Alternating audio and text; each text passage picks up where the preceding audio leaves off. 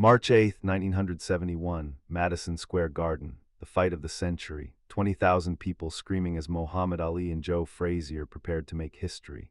But in the fourth row ringside there was a different kind of spectacle unfolding. A man in a $50, $0 chinchilla coat, fur so thick it looked like liquid shadow, sitting next to a woman dripping in diamonds, Mahalee Lucas, the name whispered through the crowd like smoke.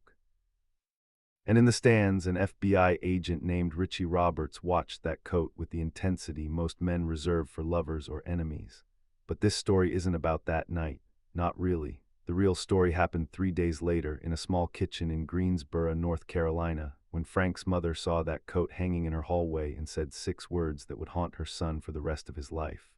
To understand those 6 words, you need to understand who Mahalee Lucas was before the coat, before the diamonds, before Madison Square Garden knew his name. 1930, LaGrange, North Carolina. A town so small it barely registered on maps, so poor that hunger was a constant companion in every house. Mahalee Lucas was born into a world where survival wasn't guaranteed and dignity was something you fought for every single day. His mother, Mahalee Lucas, cleaned white folks' houses for $3 a week. His father picked tobacco until his hands bled. 6 children in a 2-room shack with walls so thin you could hear the wind thinking about coming inside. Frank was 12 when he watched his cousin get tied to a tree by the Ku Klux Klan. They didn't kill him, they just wanted to send a message. The message was simple: you don't matter, you never will, that night. Frank made a promise to himself: he would matter, whatever it took, however far he had to go. He would never feel powerless again. At 15, Frank left North Carolina with $40 in his pocket and a hunger that had nothing to do with food. He arrived in Harlem in 1946, the same year the neighborhood was transforming from a cultural renaissance into something darker, more desperate. Jobs were scarce, hope was expensive.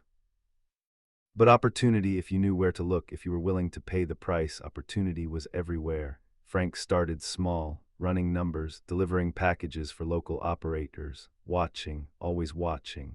He noticed something the older gangsters missed. There were rules to power, patterns to respect.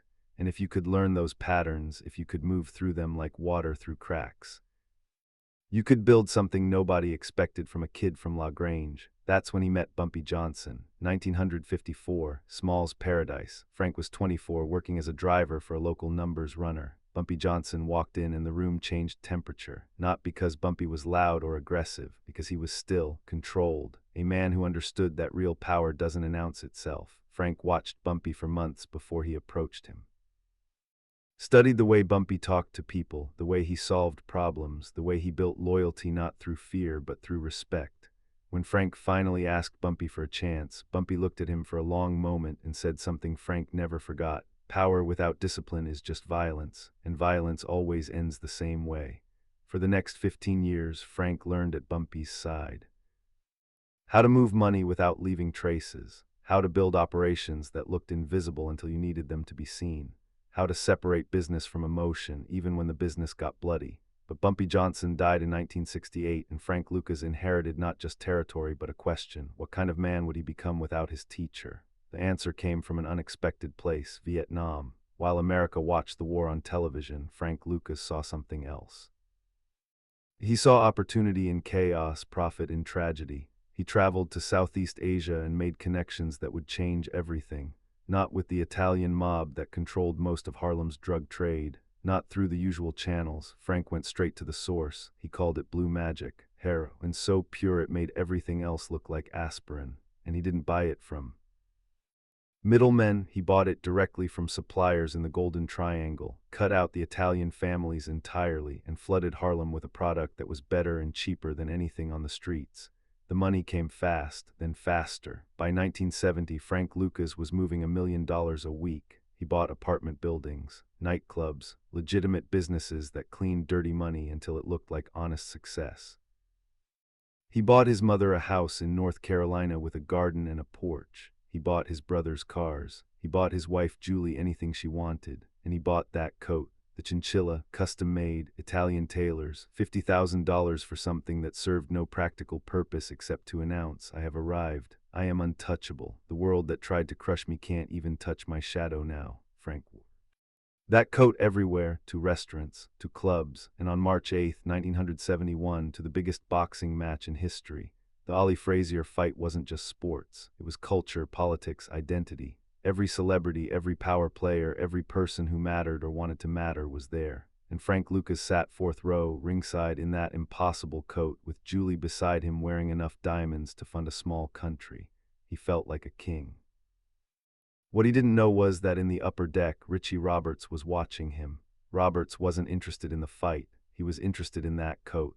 Because Roberts had been working organized crime cases for years, and he knew something important. Real gangsters don't dress like that. Real mobsters blend in. They wear nice suits, sure, but nothing that screams for attention. That coat was a confession, and Roberts spent the rest of the fight memorizing Frank Lucas's face. Roberts had spent the last 2 years tracking a ghost. Someone was flooding Harlem with heroin purer than anything the Italian families distributed. The usual supply chains didn't explain it. The usual suspects didn't fit the pattern. Whoever was running this operation was smart, disciplined, and invisible, until that night. Because the thing about invisibility is this: it only works if you stay invisible. And Frank Lucas, sitting fourth row ringside in a coat worth more than most people earned in a decade, had just stepped into the light. Roberts pulled out a small notebook and started writing. Physical description, seat location, the woman beside him, every detail mattered. By the time Ali knocked Frazier down in the 15th round, Roberts had 3 pages. He didn't know Frank's name yet, didn't know about Blue Magic or Vietnam or the network that stretched from Southeast Asia to the streets of Harlem. But he knew one thing with absolute certainty: he'd just found his ghost. And ghosts, once you see them, can't disappear again. But Frank didn't care about FBI agents in the upper deck. He was too busy feeling the weight of his own success, the validation of sitting ringside at the fight of the century while Ali and Frazier traded blows that would echo through history. This was triumph. This was proof. The kid from La Grange had become somebody. 3 days later, Frank drove to North Carolina to visit his mother. He bought her the house 2 years earlier, a nice place on the outskirts of Greensboro, far from the tobacco fields and the poverty that had defined her life. Garden now, roses, tomatoes, a porch where she could sit in the evenings and watch the sunset without worrying about rent or hunger or men in white hoods. Frank arrived in the afternoon. He was still wearing the coat, not because it was cold, because he wanted her to see it, wanted her to understand what her son had become. Look, Mama, look what I built, look how far we've come. Mahalee Lucas was in the kitchen when Frank walked in. She was 71 years old, her hands worn from decades of work, her face carrying the kind of exhaustion that comes from raising 6 children in a world designed to break you. She turned when she heard the door, saw her son standing there in that absurd, magnificent coat, and something shifted in her expression. Not pride, not joy, something sadder. She walked over to him slowly, reached out, and touched the fur. It was softer than anything she'd ever felt. Softer than cotton, softer than dreams, $50,000 of softness. Then she looked up at her son, and her eyes were wet, not with happiness, with something Frank couldn't quite identify. Grief, maybe, or recognition. Frank, baby, she said quietly, you became everything we ran from. 6 words, that's all it took. 6 words that cut through the coat, through the money, through the empire, and found the truth Frank had been hiding from himself for years. You became everything we ran from. Frank stood there, frozen. The coat suddenly felt heavy. The warmth of his mother's kitchen felt like accusation, because he understood immediately what she meant. They had left the South to escape men who built their power on other people's suffering. Had run from violence and exploitation and systems that treated human beings like property. And now here was Frank, dressed in luxury purchased with money made from destroying his own community. Heroin in Harlem, addiction in the same streets where his mother's friends lived, where his brother's children played.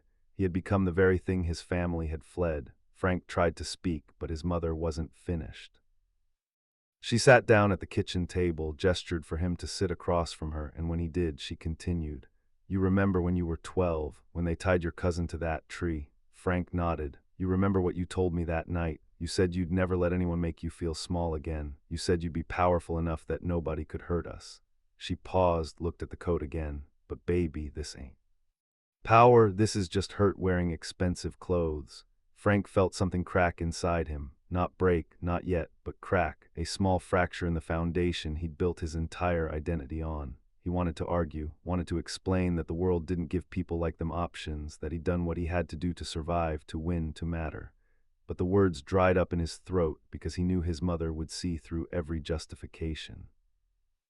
She'd spent her whole life cleaning other people's houses, raising her children on $3 a week, and she'd never once compromised who she was, never once justified cruelty with necessity. And here was her son, sitting across from her in a coat that cost more than she'd earned in 20 years, built on the backs of people who looked just like them.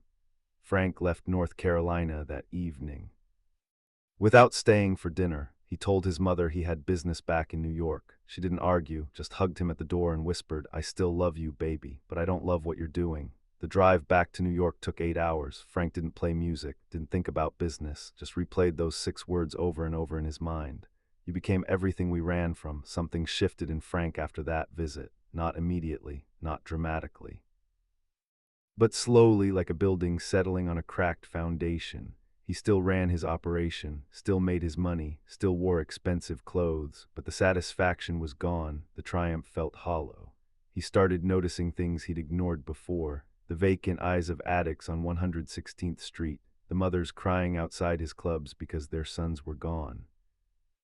The teenagers who used to have futures now had nothing but needles and desperation. Frank Lucas had built an empire, but his mother was right. It wasn't power. It was just pain wearing a chinchilla coat. 6 months after that conversation, on January 28, 1975, Richie Roberts and a team of federal agents raided Frank's house in Teaneck, New Jersey. They'd been building a case since that night at Madison Square Garden, following the money, tracking the operation, waiting for the right moment. Frank was arrested. His empire collapsed. The millions disappeared. The coat was seized as evidence, and Frank Lucas, the man who'd promised himself he'd never feel powerless again, found himself in exactly that position. But here's the thing about that moment in his mother's kitchen. It stayed with him, through the trial, through the years in prison, through the cooperation with authorities that eventually reduced his sentence. Those 6 words became the truth he couldn't outrun. Frank Lucas served time, got released, tried to rebuild a life. He gave interviews, appeared in documentaries, became a cautionary tale. The movie American Gangster told a version of his story, made him famous again in a different way. But whenever reporters asked him about regrets, about the choices that defined his life, he always came back to that kitchen in Greensboro. "My mother was right," he'd say. "I became everything we were trying to escape. I just didn't see it until she showed me." Frank Lucas died in 2019 at 88 years old. He'd outlived most of the people from his era, outlived the empire, outlived the legend. In his final years, he was just an old man in New Jersey carrying the weight of choices made decades ago. But that coat, that moment, those 6 words, they lived on, because they represented something universal. The distance between who we think we're becoming and who we actually are. The way success can blind us to our own contradictions. The truth that sometimes the people who love us most are the only ones brave enough to hold up a mirror. Frank Lucas wanted to prove he mattered, and he did, just not in the way he intended. He mattered as a warning, a reminder that power built on other people's suffering isn't power at all. It's just another form of powerlessness dressed up in expensive clothes. His mother knew that. She'd always known that. And on that afternoon in March 1971, standing in her kitchen with her son and his $50,000 coat, she found 6 words that cut through everything he'd built and showed him the truth he'd been running from his entire life. "You became everything we ran from. The coat is gone now, sold at auction, a collector's item, a piece of history. But the lesson remains. Legacy isn't built in moments of triumph. It's built in moments of truth. And sometimes the most powerful truth comes not from enemies or authorities or the world at large, but from a mother standing in her kitchen, touching impossibly soft fur and refusing to let her son hide from what he'd become." Frank Lucas learned that lesson too late to change his path, but not too late to understand it. And maybe that's the real story, not the empire or the fall, but the moment in between, when a mother looked at her son and loved him enough to tell him the truth, even knowing he might not be ready to hear it. That's the weight Frank carried for the rest of his life. Not the coat, not the money, not the legend. Just 6 words from the woman who raised him, who knew him better than anyone, who saw through the chinchilla and the diamonds and the ringside seats and recognized the frightened 12-year-old boy who promised he'd never feel small again. She saw him, all of him, and she loved him anyway. But she wouldn't lie to him, not even to make him comfortable, not even to let him keep his illusions. "You became everything we ran from." 6 words, a lifetime of meaning, and a truth that outlasted the empire, the coat, and the man himself. That's Frank Lucas's real legacy. not blue magic or Madison Square Garden or $50,000 chinchillas, but the reminder that sometimes the most powerful thing anyone can do is simply tell us the truth, even when it breaks our hearts, especially then.